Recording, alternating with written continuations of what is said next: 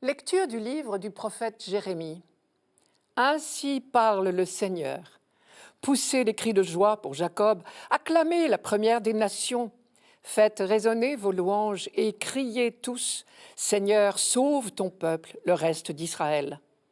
Voici que je les fais revenir du pays du Nord, que je les rassemble des confins de la terre. Parmi eux, tous ensemble, l'aveugle et le boiteux, la femme enceinte et la jeune accouchée.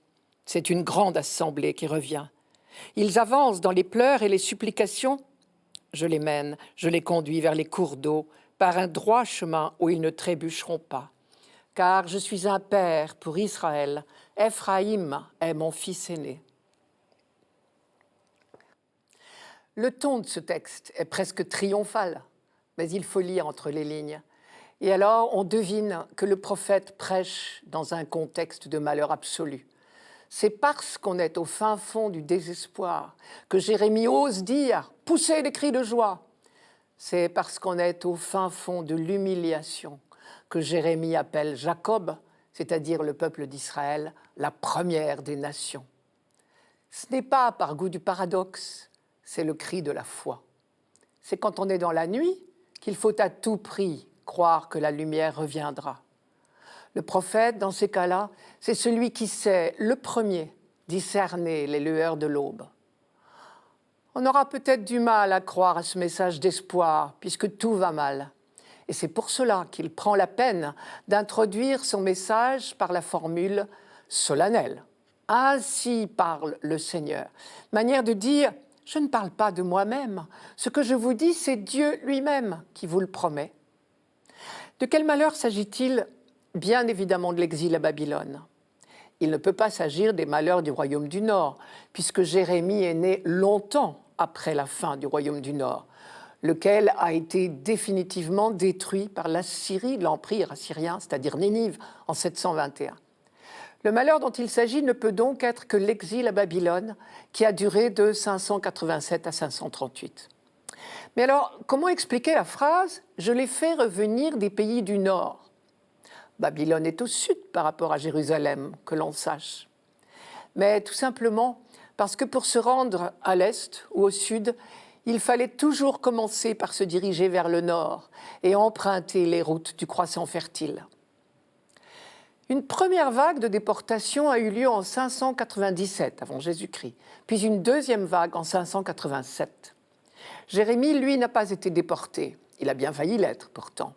Il faisait partie de la file des déportés enchaînés. Mais le chef de la garde personnelle de Nabuchodonosor lui a laissé le choix, soit de partir à Babylone avec les déportés, soit de rester à Jérusalem. Et Jérémie a choisi de rester. Il a fort à faire à Jérusalem pour maintenir le moral de ceux qui sont restés au pays. Sur le plan politique, plusieurs partis s'opposent. Faut-il rester sur place, subir cette tutelle babylonienne et essayer de faire survivre le pays en attendant des jours meilleurs?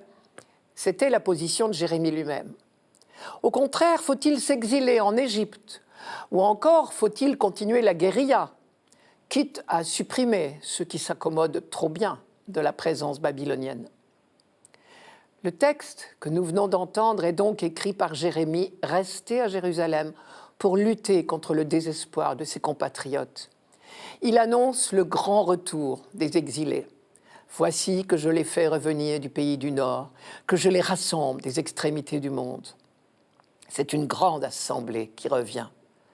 Et il oppose les conditions du départ en exil, dans l'humiliation, au retour triomphal au pays. Ils étaient partis dans les larmes, dans les consolations, je les ramène. Dans les convois de déportés, on sait bien d'avance qu'un certain nombre ne supportera pas la brutalité des conditions de détention et les difficultés de la route. Mais quand il s'agira de revenir, la marche sera douce, si douce que même les plus faibles pourront l'entreprendre.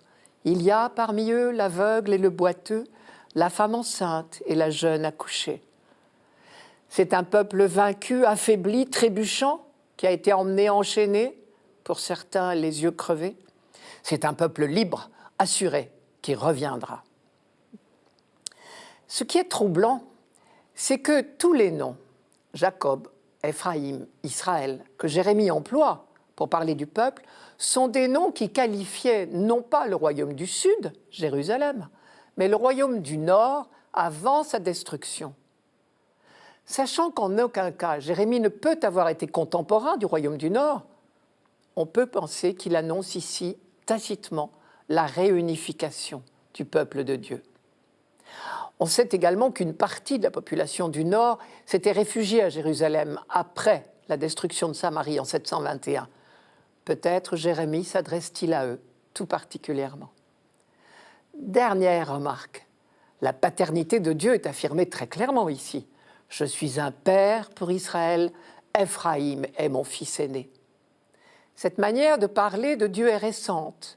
C'est peut-être le prophète Osée qui en a parlé le premier, au 8e siècle, avant Jésus-Christ toujours, dans le royaume du Nord, en décrivant la sollicitude de Dieu pour son peuple. Je cite Osée, « Quand Israël était jeune, je l'aimais, et d'Égypte j'appelais mon fils.